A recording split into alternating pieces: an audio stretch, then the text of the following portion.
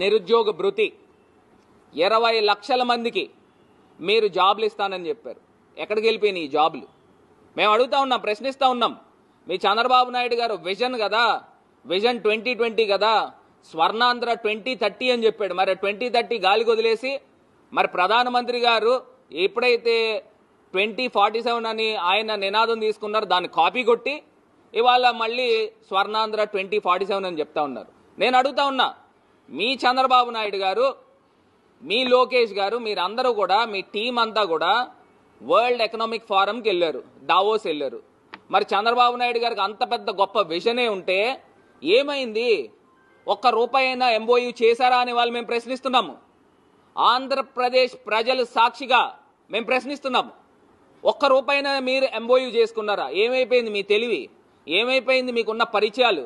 మీ గొప్పతనం ఏమైపోయింది? అంటే ఎక్కడ కూడా ఒక పెద్ద క్వశ్చన్ మార్క్ కనబడుతుంది. మన పక్క రాష్ట్రమే మహారాష్ట్ర, వాళ్ళు డబుల్ ఇంజన్ సర్కార్ అని చెప్పుకుంటున్నారు.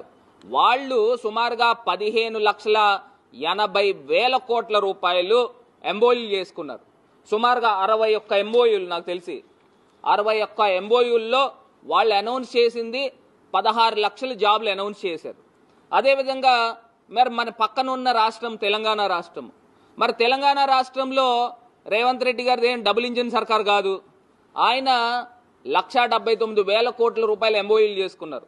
20 ఎంఓయూలు రాసుకున్నారు వాళ్ళు డిఫరెంట్ కంపెనీస్తో. వాళ్ళు అనౌన్స్ చేసింది 50,000 జాబ్లు అనౌన్స్ చేశారు. మరి ఈ చంద్రబాబు నాయుడు గారు ఇంత పెద్ద గొప్ప విజన్ ఉన్న నాయకుడు ఒక్క ఎంఓయూలు కూడా ఎందుకు చేసుకోలేదని వాళ్ళు మరి ప్రశ్నిస్తున్నాము. మీరు 20 లక్షల జాబులు ఏ రకంగా మీరు సృష్టిస్తారు?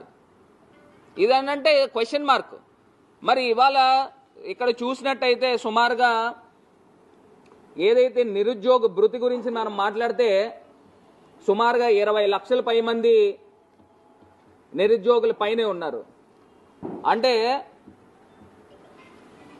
సుమారుగా ఇంతమంది 20 లక్షల మందికి మీరు జాబులు ఇవ్వకపోగా మీరు 3,000 రూపాయలు చొప్పున ప్రతి నిరుద్యోగికి కూడా నెలవారీ మీరు డబ్బులు ఇస్తానని చెప్పారు, నిరుద్యోగ భృతి అని. లాస్ట్ టైం 2014 నుంచి 19 దాకా కూడా అందరికీ